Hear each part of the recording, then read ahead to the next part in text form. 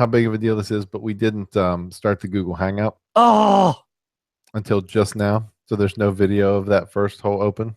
We got to start over. I don't want to. It was so good. We have to. No, we have to start over. We're going to put these daggone things on YouTube. Stand by. Ah.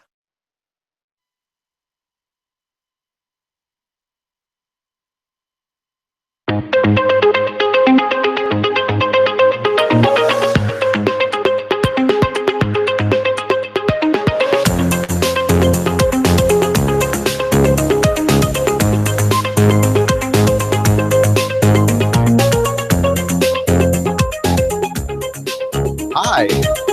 Hello. Hey. Check. You've stumbled upon the award-winning Radio Tech Guys podcast. We've won awards. Well, not yet, but Soon to be awarded. Yeah, I thought we'd just prepare for when we got to say that later. Right. It's episode number 14. This is the Christmas spectacular / This is the pre-Christmas special. It's just the Christmas special. And okay, fine. We're glad you're along with us today. My name is Chris Moran, and he is Alex Linghair. What's going on over there, sir? Not much. It's literally not much. I'm late this year, but I finally decorated. Oh, congratulations. I don't know why I waited so long, but I got it done. I don't either. It's good times. We're glad we're glad you've come along for the ride this week. I want to remind you that there are ways for you to contact us. We're going to answer some questions here coming up momentarily from our email address, which is available to you 24/7 at ask@theradiotechguys.com or on had to pay extra for that email availability 24 hours. That's right. And there's a myriad of social media channels for you as well. There are. You can find us on Twitter at Radio Tech Guys or on Facebook at facebook.com/the Radio Tech Guys. And as always, we implore you, please subscribe to our audio hijinks. You can do so on iTunes or Google Play or Stitcher or every other avenue that maybe we exist on. Mm-hmm. If you find us there. Yeah. And also like us and leave us a review and rate us please like us on iTunes. That sounds so desperate. It does, but it's very helpful. It is. It's very helpful. Also, you should check out and subscribe to our YouTube channel, which very occasionally has new content. We have to fix that. We're going to get better after the new year. Whew. That's right. New Year's resolution. Hey, you can find us on YouTube but just search the Radio Tech Guys. Yeah, it's the best way. Hey, I wanted to tell you something. You knew this was happening, but I'm in the middle of something that is cool that I should document more of this. We have a video production company that my wife and I have, and on the side, and we have leased some office space in town to build. We're building out a little studio there. It's going to be super cool. But I had a need to get it connected to my house wirelessly. But we're about I don't know 3/4 of a mile in a straight line from the site, but we can't see each other due to some buildings and whatnot in the way. And so we are renting space on somebody's little STL tower, and I bought some of these Ubiquiti. Oh shoot! What are they? What did I write down? Oh, the Nano Beam, the 5 gigahertz Nano Beam. These things are like the size of a like a slightly larger than donut-sized donut. Really, I would say a Pizza Hut personal pan pizza. You think they're that big? Well, maybe they are. Maybe not quite that big. Just a little less than a. Wow, that brought back Book It memories, though. Didn't it? I know. Anyway, these things are wild, and they're $80, and I'm super excited to try them. I installed the end at my house today, and I'm hopeful that sometime this coming weekend that I'm going to be able to get the whole loop together. But if these things work, anywhere close to how well I think that they have the potential to work, and I could move, 500 megs roughly per second between the sites, this thing's going to be killer That's amazing. for That's amazing. $80 an in. $160 for a complete link. Pretty incredible. It is amazing. And I mean, we have experience with Ubiquiti stuff. And it's funny that stigma that exists. You see how cheap it is and you think, oh, well, this can't be very good. But it is. I don't know how they do it. It is so good. It's really good stuff. So we'll keep you posted on that. Maybe I should make a video on this process because it's going to involve me climbing a tower about 15 feet off the ground. I can't wait to see that. That's beyond my. I don't. It's fantastic. Well, you are going to see it. I'm going to require your assistance. Okay, great. For ground support. You're doing great. Keep going. Yeah, exactly. Just a few more feet. Hey, we got an email this week I thought was interesting. I'm going to ask you this question because I don't know if I know the answer to this. This came in. Put on my hat.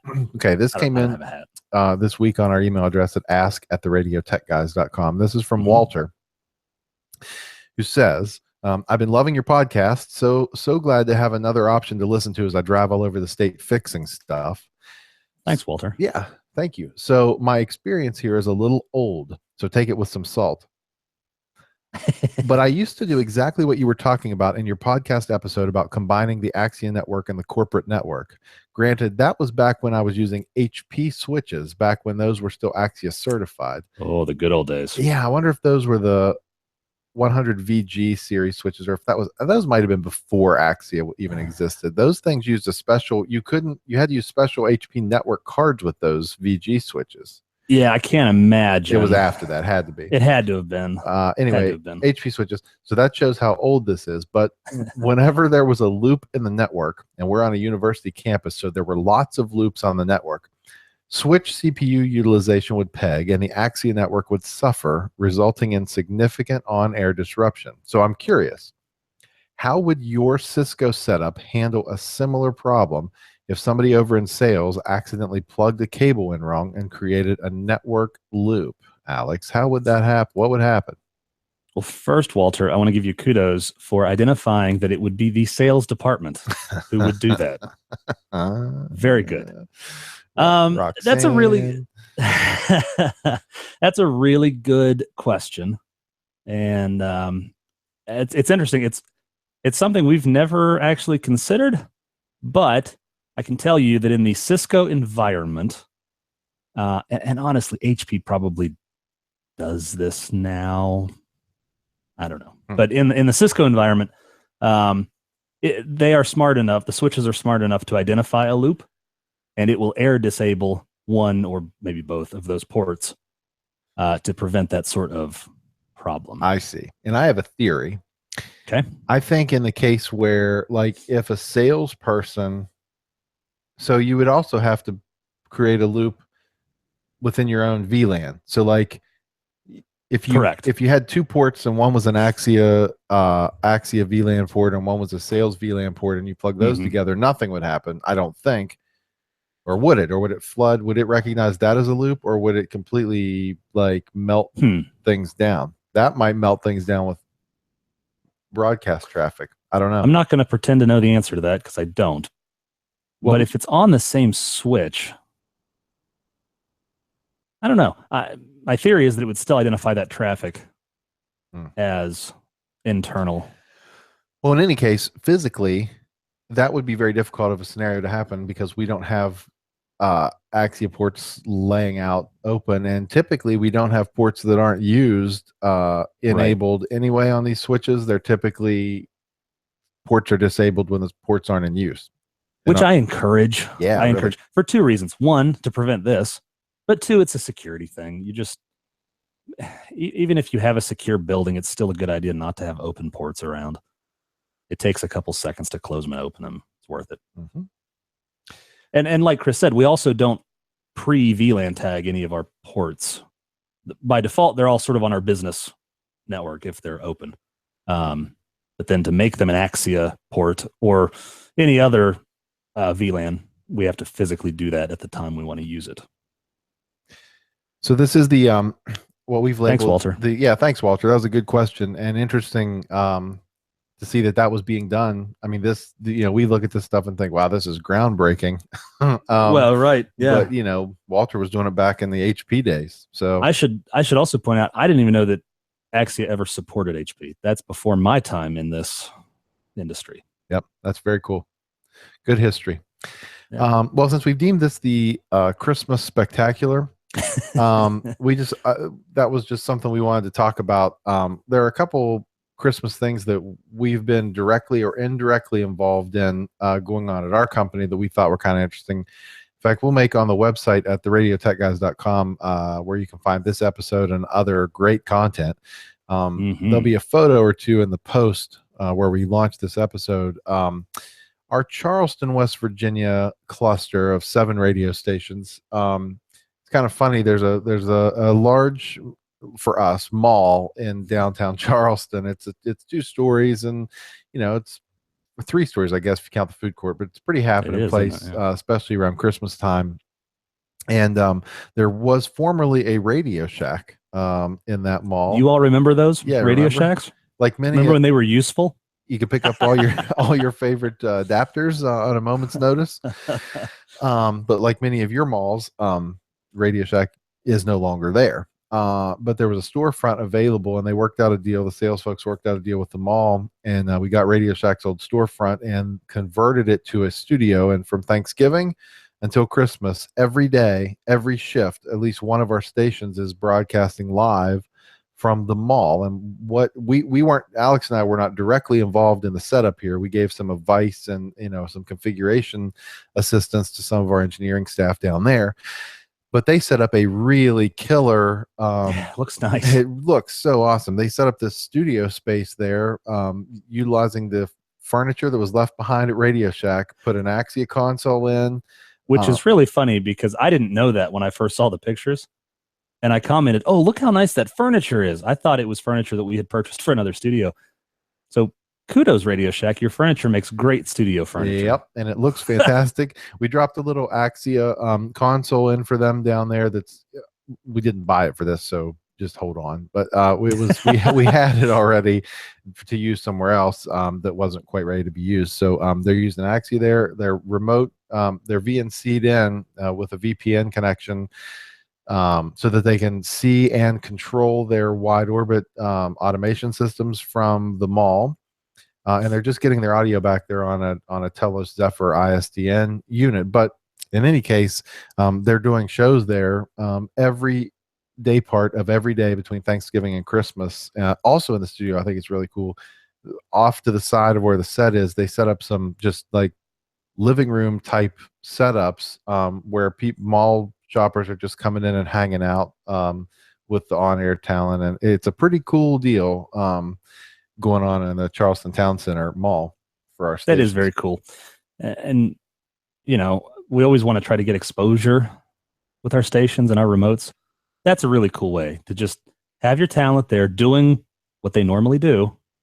You can just come in, and that's a neat idea. Yep, good for them. One other cool thing before we jump into our main topic tonight, the one other thing we did that was different this year, we historically in the last, I don't know how long it's been, 10 years maybe, we've had a handful of our adult contemporary and other adult hits type stations that have flipped to 24/7 Christmas music the day after Thanksgiving, and we've done that on many of these stations for quite a few years. But I guess recent consultants and market study research have shown that maybe that's not the best idea. And so we opted not to do that on most of our stations who've done it before this year. But instead decided to create a full-time Christmas web stream that we would make not generic. We wouldn't brand as a specific station, but would put it across all 30 of our stations' websites. And all of our stations could promote it that way, and it could be sold and that kind of thing as one Christmas station. It was a cool idea.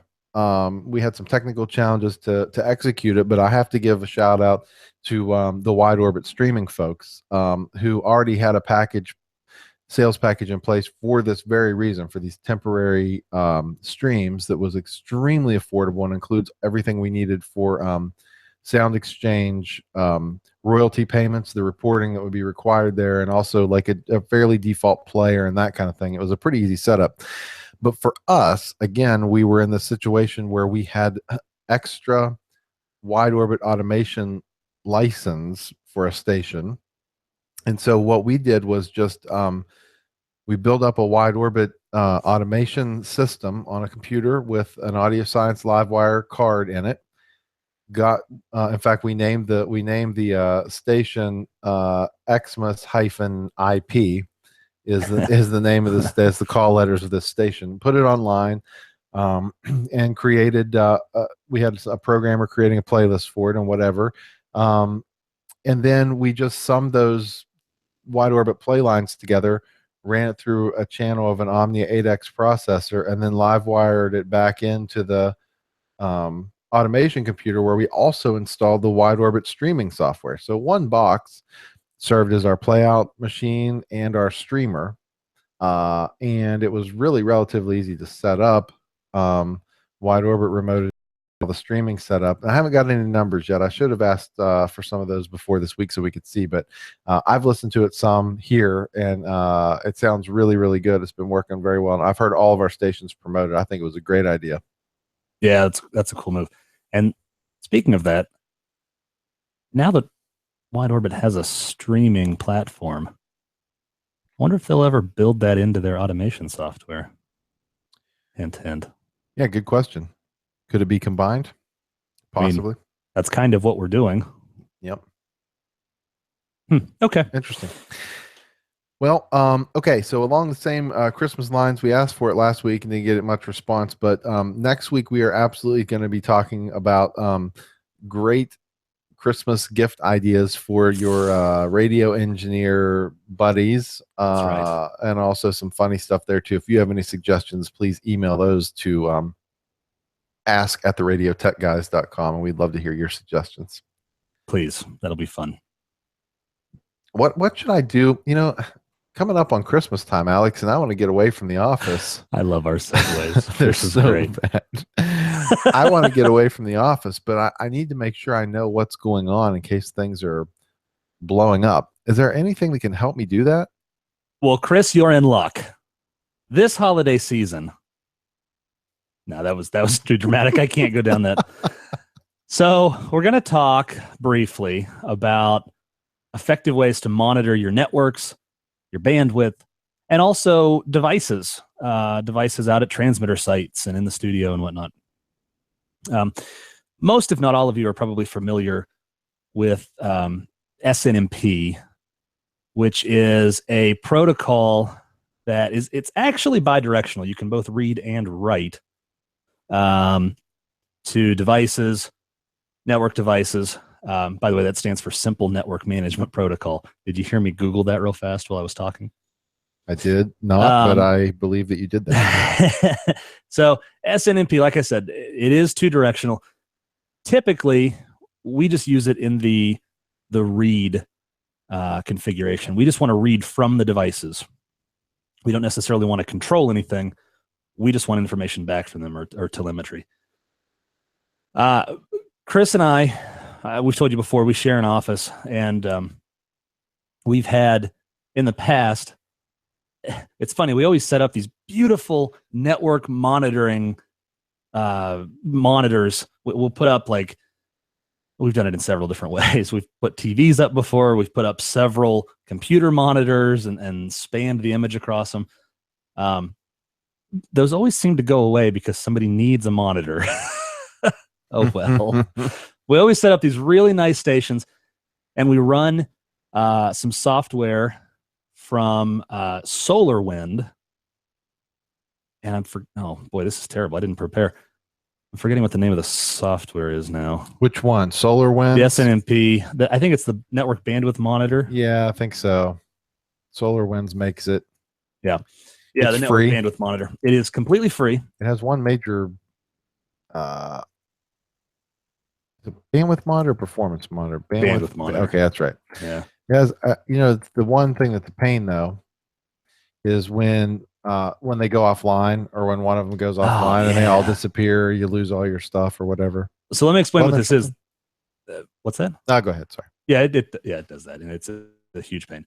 So this is just an SNMP monitoring tool, and very simple. You plug in the IP address of the device, you tell it the SNMP community name. All of your devices will have a community name, and it can be anything you want. Most of them ship with the default community name of public, but you can change that and make it whatever. Again, this is read only, so it really doesn't matter. It's not critically important for people not to be able to get to it. So you plug that information in, and then it gives you a list of available. If it's a switch, it gives you ports. If it is a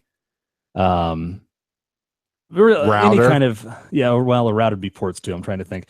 If it's like a UPS, it'll give you sensor points, in which case you'd have like battery life or load or input voltage, that sort of thing. So whatever its defined parameters are available to SNMP, it'll show you in the list. And then you just double click on one of those ports or sensor points, and it gives you a graph. There's some configuration. You can tell it how often to poll, which means how often it goes out and gets data from that sensor or that port. And you can also change the display. Is it read in megabits or megabytes, or however that sensor is going to give you the data? You can change the scale and whatnot. But then this just gives you a running graph of whatever the parameter is. If it's most commonly switch ports is what we monitor. So we're monitoring network bandwidth, and it'll redline it if it knows that it's a 100 meg port. It'll redline it at 100 meg, so when you're close or when you're in a scary zone. But that is incredibly useful. Like I said, we would set up these monitors, these computer monitors, and have, oh my goodness, probably 12, 13, 14 locations. We would monitor like the WAN port, if you will, at each of our sites. And so we could monitor overall bandwidth in and out of those sites. Clarksburg was always pretty much redlined. Our one and only site with a remaining WAN connection of a single T1. It's like they were virtually always at the 99% mark on their monitor constantly, all the time. Constantly. That's a shame. So that we're in West Virginia, and boy, it has an infrastructure problem. One day we'll get them out of the dark ages, I hope. Probably not. But anyway, so that's a really nice tool. Like Chris said, it has an inherent flaw. If a site goes offline and you restart your monitor, it doesn't automatically bring that graph up. If it doesn't see the device, it doesn't even bring the graph up. So you have to go through and completely reconfigure it. That's a pain. But it's also free software, so it's hard to complain. That's a Windows-only tool. If you are a Mac person, I use a really cool little utility called iNet Grapher.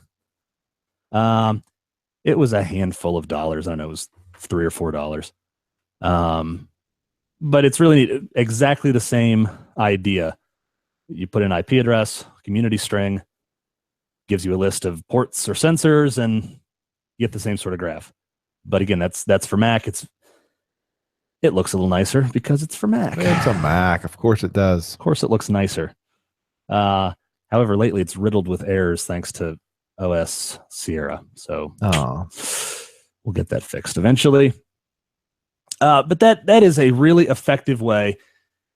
Even if you don't need to know exactly what the bandwidth is, we would commonly use those graphs just to make sure a site was online. Or if we got reports that, hey, we're having trouble, we could quickly look and say, oh, yeah, well, we can't see you. So clearly there's a problem. Mm-hmm. Just as simple as that. But like I said, you can also, if your UPS supports SNMP, it's a great way to see maybe you're not getting notifications. Maybe it can't do that. But you can get, load level. You can see battery time remaining. And if it's declining, obviously, you're on battery power.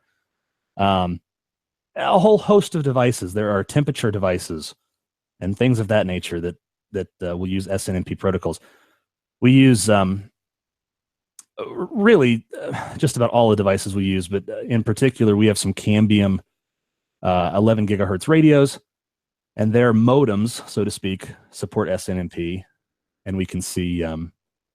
Really, we can't see a lot.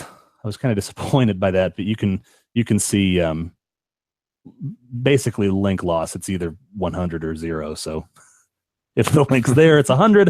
If it's not there, it's 0. Also, good rule of thumb: when monitoring a wireless radio link, monitor the near side, not the far side. Correct. Correct. Okay. Yes, that's a rookie tip, not intended for you seasoned professionals, or for you seasoned professionals that don't want to admit that you didn't think about that. So that's fun. But yes. So that's something to think about. You've probably all seen it or heard of SNMP, but if you're not utilizing it in some fashion, I think it could be very helpful. Like Chris said in his illustrious segue into this segment, if you're going to be out of town, if you're going to be away, this is a nice way to check in on your stuff. And in most cases, it's free as long as you have access to that network remotely. You can get that data.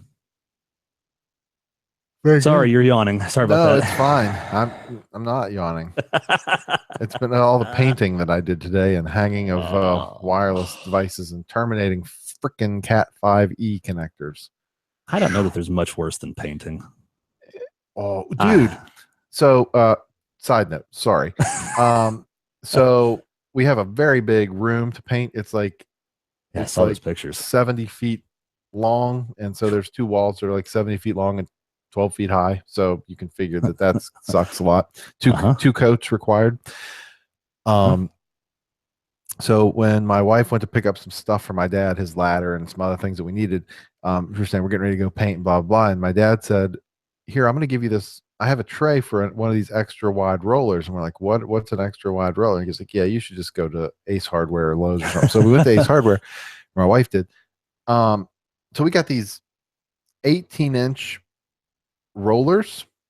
Wow. Okay, that are held, and they got this really cool mount on the end of them that like clips on both sides, and the pole that goes with them, you can push a release button, and as you pull on the thing, both the handle side and the roller side expand, so the thing ends up being like 6 feet long.